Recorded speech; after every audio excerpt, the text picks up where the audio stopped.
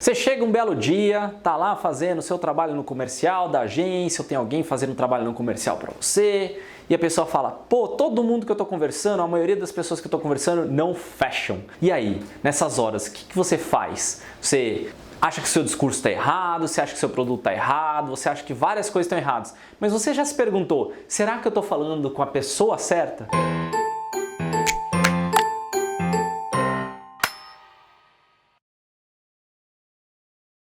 E esse é o vídeo de hoje. A ideia é eu explicar para você que o perfil do cliente ideal faz total diferença, seja no fechamento para sua agência, quanto na retenção de clientes para sua própria agência. Aproveitando, se você não está inscrito aqui no canal ainda, aproveita, clica lá para poder se inscrever, ativa a notificação, né? Clica ali no sininho, senão o YouTube não avisa você quando tem vídeo novo aqui no canal e já dá o seu joinha, porque se você gosta desse tema e você é o meu perfil de cliente ideal que está aqui assistindo, já dá o joinha, eu já vou saber que você é a pessoa certa.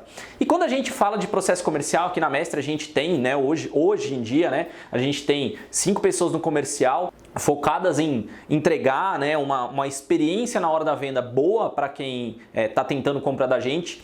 E eles têm uma coisa que foi muito bacana, né, de perceber ao longo do tempo, de que eles precisam sim conversar com todas as pessoas que pedem orçamento pra gente, mas ao mesmo tempo a gente sabe claramente dizer não para alguém. E esse claramente dizer não para alguém, na verdade esse tipo de público, essa audiência é o que a gente considera que não é o nosso perfil ideal de cliente. E por perfil ideal de cliente, só para te motivar e ter uma visão mais clara, hoje a gente entende que a Mestre tem o foco em clientes de médio porte, não são clientes de pequeno porte nem grande porte, que faturam pelo menos 300 mil reais por mês e tem pelo menos uma pessoa no marketing. E aí não tem, hoje, né, não tem um segmento específico que a gente fala, só esse segmento aqui. Tem alguns segmentos que a gente não atende, por exemplo, política, poker, jogatina e outras coisas muito assim, meio a gente não atende, mas o restante é todos os modelos, todos os mercados, todos os nichos a gente acaba atuando. É mais comum, por exemplo, em um projeto de SEO aparecerem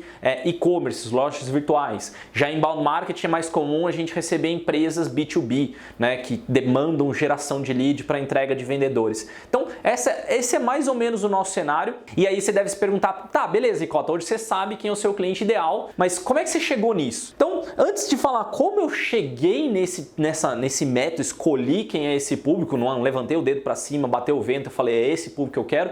Não, o ponto principal é que você entender o que influencia você ter a definição do perfil do cliente ideal e o que você ganha ao definir esse perfil do cliente ideal. Primeiro, quando você tem clareza de quem é o seu público ideal, você tem uma linguagem alinhada, você tem aquele norte bem claro para todo mundo da sua organização com quem realmente ele vai querer falar e vai querer ter como cliente e vai ser de fácil identificação. Então, por exemplo, se eu estava num elevador agora, eu conversei com uma pessoa no elevador e perguntou, você é de uma agência de marketing? Sou, não sei o que, vocês atendem tal tipo de empresa? Esse tal tipo de empresa, às vezes, não é o meu cenário. E às vezes eu chego e falo para a pessoa no próprio elevador, como eu falei agora há pouco, falei, cara, você, né, essa empresa que você está me falando, não é o tipo de empresa que a gente atende. Eu sei dizer não, eu consigo dizer não porque eu tenho clareza de com quem eu quero trabalhar. E isso ajuda no comercial você otimizar tempo, porque muitas das vezes a tua sede, né, por querer botar proposta na rua, achando que quanto mais proposta você coloca na mesa, mais chances você tem de fechar. Eu olho por outra lógica, né? Quanto mais proposta você coloca na mesa para o seu público ideal, né, para o seu perfil de cliente ideal, mais chances de fechar você tem. E hoje, com 5 pessoas aqui, e mesmo na época onde eu estava sozinho no comercial, eu tinha que otimizar o meu tempo. Então eu não podia parar e criar proposta para todo mundo que falasse, Fábio, eu quero uma proposta. Seja um restaurante que tem aqui embaixo da Mestre, seja uma super multinacional, eu tenho que me virar para montar uma proposta. No início era assim, mas depois, com a definição do perfil do cliente ideal, eu economizei o meu tempo e eu soube dizer não para pessoas muito grandes que eu não conseguiria atender, como foi o caso recente aí de uma empresa que chegou, olha, a gente gostaria de contratar vocês para escrever conteúdo sobre receitas para esse portal. O volume é tanto, era acho que tipo 360 artigos, né, por mês, é um volume assim descomunal,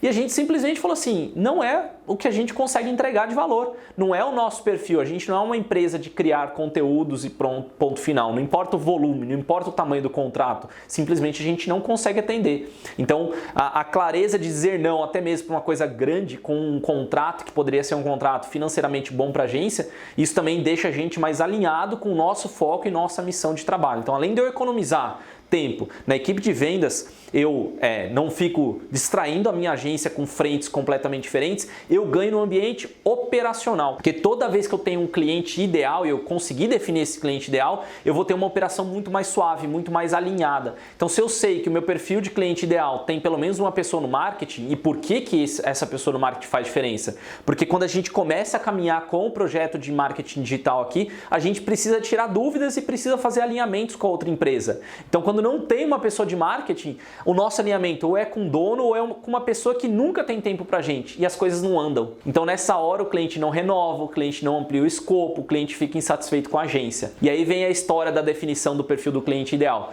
Como é que a gente chegou nesse número? Foi simplesmente olhando quais eram os tipos de clientes que mais ficavam na casa, ou o famoso, tinha um maior LTV, né, o Lifetime Value, aquele cliente que mais ficou meses aqui na casa. Qual que é o perfil desses caras que passaram de um ano? Qual o perfil dos caras que renovam? Quando a gente olhou essa informação, a gente notou que eram empresas de médio porte, pelo menos faturamento 300 mil, que elas tinham uma maturidade no digital, ou seja, faziam marketing digital de alguma forma, seja SEO, Google, Face, já faziam há pelo menos 3 anos, tá? Então esse era um perfilzinho que dava um indicador de maturidade. A empresa existia há pelo menos 5 anos.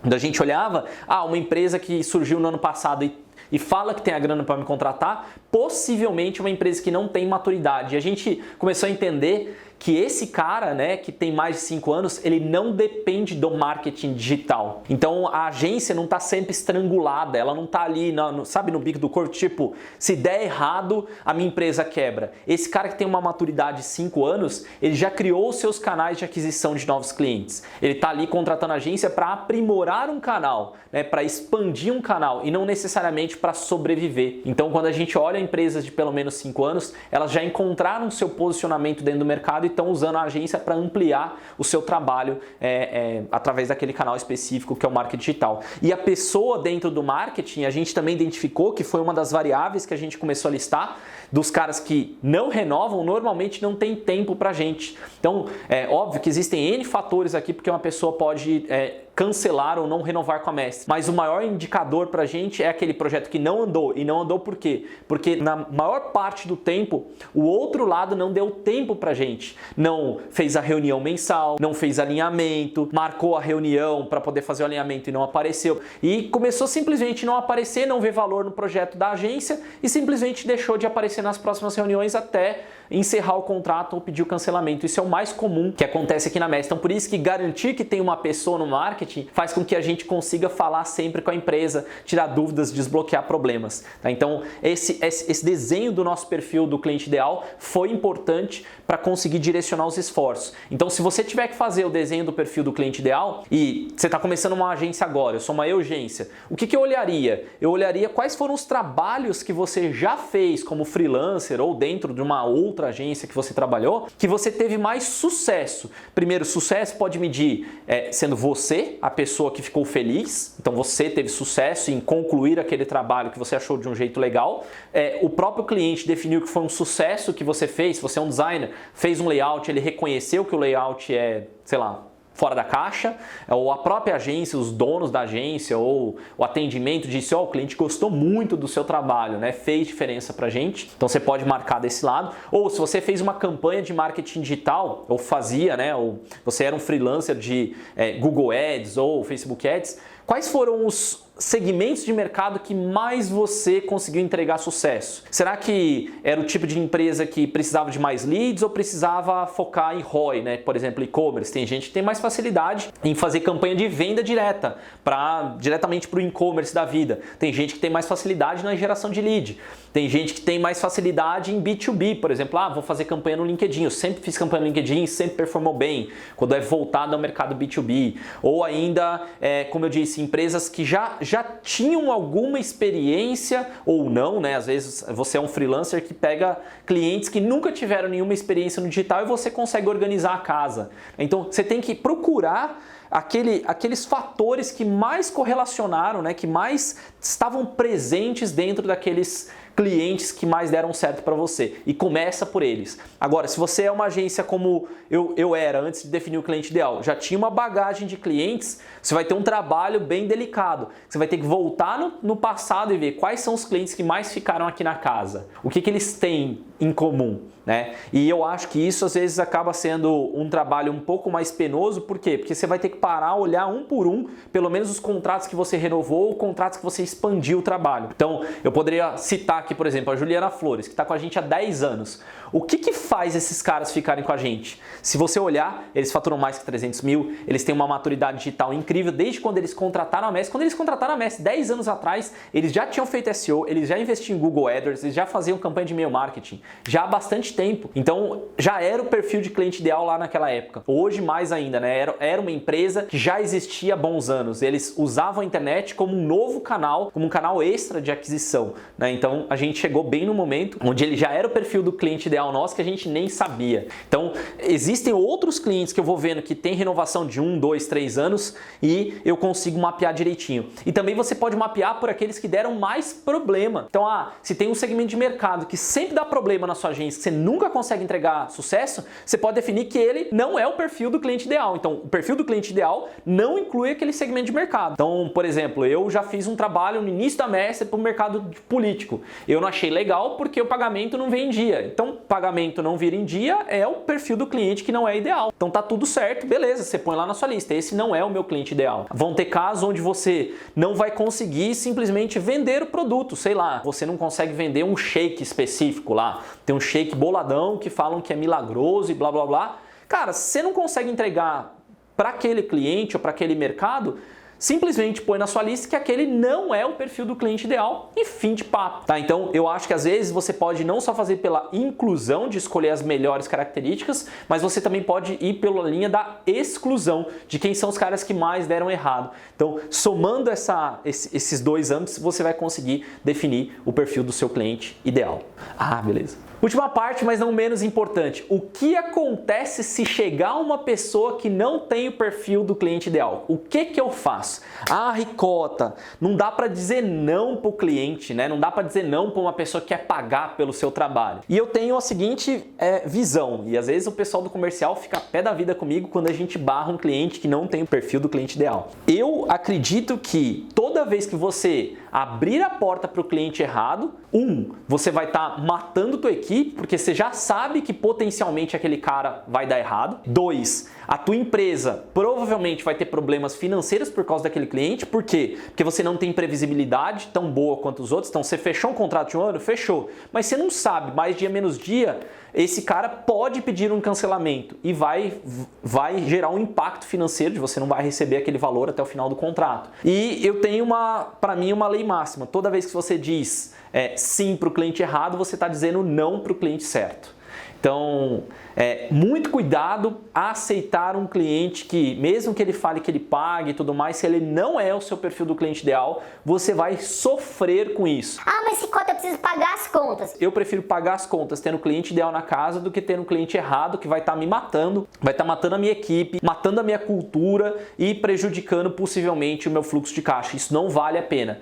E aquela máxima, né? Existe vendedor que vai chegar e falar assim: é melhor assinar um contrato mesmo que ele seja errado do que não assinar nenhum. Eu acho que se você tem essa mentalidade, você não deveria nem estar vendendo. O teu produto tem que funcionar para um tipo de cliente específico. Você tem que entregar valor para uma empresa e principalmente sendo uma agência, você está lá para entregar valor. Imagina você estar assinando um contrato sabendo que pode dar problema. Sabe que potencialmente sua empresa não vai conseguir entregar resultado para aquele cliente. Não é o tipo de contrato que eu assino. Então a gente só assina com empresas que a gente acredita fielmente que pode gerar resultado. Obviamente podem gerar problemas ao longo da jornada, mas eu sei que eu posso gerar o resultado para ele. É a mesma coisa que, sei lá, você vai pegar alguém na academia, uma pessoa que não tem uma proficiência física, que não vai ter comprometimento físico, e ele chega e fala, ó, eu queria ser treinado para correr 50 km uma maratona. E o cara fala, fica tranquilo, em um mês eu te treino. Ele sabe que ele não vai conseguir, ele sabe que não é possível, ele sabe por estudos médicos ali, seu, do sangue, sei lá,